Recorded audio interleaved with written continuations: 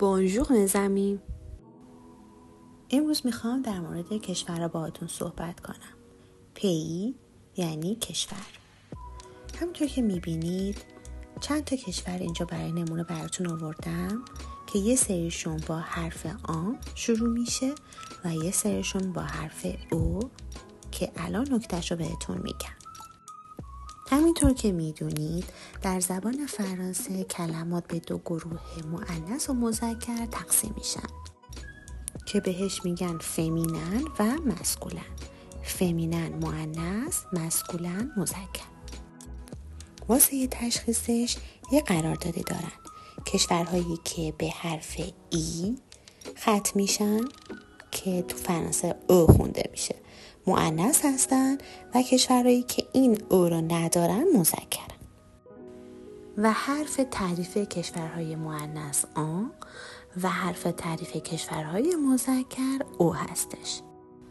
و الان تلفظ اسم کشورها: آن اسپانی، آن اسپانی، آن آلمانی، آن آلمانی، آن فرانس، آن فرانس، او ژاپن، او ژاپن، او ماروک، او ماروک. و در آخر aux États-Unis، aux États-Unis. لناسیونالیته میشه ملیت. حالا که اسم کشور رو یاد گرفتیم میخوایم ببینیم وقتی میخوایم ملیت رو بگیم چطوری باید بگیم. واسه مسکولن تلفظ میشه فرانسه، واسه فمینن فرانسز. پسر میگه je suis français. دختر je suis française.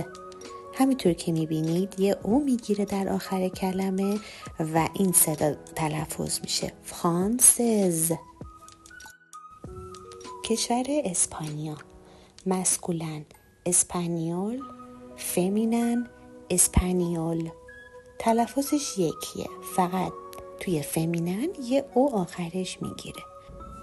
Je suis espagnol، je suis espagnol.